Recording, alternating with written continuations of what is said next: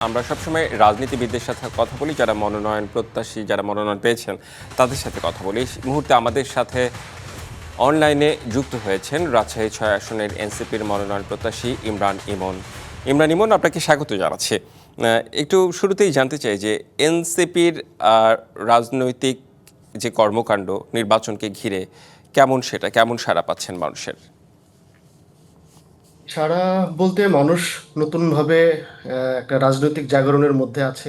বিশেষ করে গণঅভ্যুত্থানের পরে বাংলাদেশের মানুষ নতুন করে আসলে রাজনীতি নিয়ে ভাবনা শুরু করেছে। সেই ভাবনাই তরুণরা বা এনসিপি কে আসলে একদমই অগ্রভাবে দেখছে।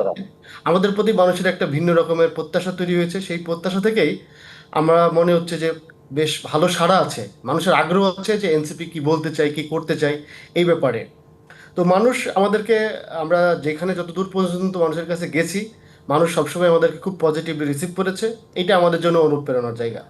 আচ্ছা, ঠিক গণ অভ্যুত্থানের সময়ে মানে প্রথম সারিতে যারা ছিলেন কিংবা আপনারা যারা ছিলেন আন্দোলনে, সেই সময় কিন্তু আপনাদেরকে অনেকেই খুব পছন্দ করেছে। এখন কি মনে হয় যে আপনাদের ওই ভালো লাগা, ওই বিষয়টি নির্বাচনেও প্রভাব ফেলতে পারে?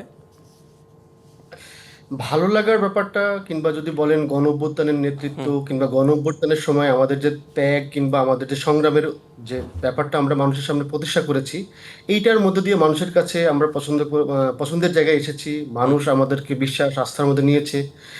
আমি বলবো যে এই অভ্যুত্থান পরবর্তী সময়ের মধ্যে আমাদের নানা রকমের রাজনৈতিক অদূরদর্শিতা কিংবা ভুলভ্রান্তি এই ধরনের ঘটনাগুলো ঘটেছে। হুম। এই এক্ষেত্রে মানুষের প্রত্যাশার সাথে যেন একদম হুবহু যেতে পেরেছি সেরকম না, কিন্তু আমরা খুব আন্তরিকতার সাথে আমাদের ভুলভ্রান্তি শুধরে মানুষকে সাথে নিয়ে তাদের পরামর্শ নিয়ে আগামীর বাংলাদেশ কিভাবে গড়া যায় সে ব্যাপারে খুব দৃঢ়তার সাথে অবস্থান নিয়েছে। আমরা মনে করেছি যে বাংলাদেশের যে প্রচলিত ব্যবস্থা, যেই রাষ্ট্র কাঠামো, আইন কানুন, সংবিধান আছে, এইটা দিয়েই আসলে বাংলাদেশের মানুষকে শোষণ শাসন করে আসা হচ্ছিল, নির্যাতন নিপীড়ন করা হচ্ছিল।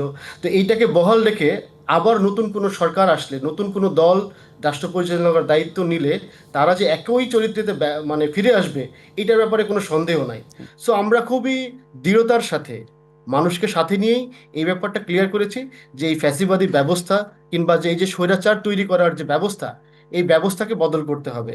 তো এই ব্যবস্থা বদলের যে অঙ্গীকার, রাজনৈতিক অঙ্গীকার, এই অঙ্গীকারের সাথে আমাদের মনে হয়েছে যে মানুষ আমাদেরকে তাদের পাশে নিয়েছে, আমাদের প্রতি আস্থা রেখেছে, এবং তাদের যে ভালো লাগা বা আস্থার জায়গা, আমি মনে হয় যে তারা আমাদের প্রতি প্রত্যাশা থেকে অনেক সময় মানে অভিমান হতে পারে কিংবা আমাদের প্রতি এক ধরনের বিতৃষ্ণার কথা বলতে পারে, কিন্তু শেষ পর্যন্ত আস্থাটা আছে। কারণ তারা মনে করছে যে এখানে যারা আসছে তারা বয়সে তরুণ, নবীন, রাজনীতিতে তারা মাত্র এসেছে, এই হুম। ভুলভ্রান্তি শুধরাই আসলে সুযোগটা আমাদের জন্য প্রত্যাশিত।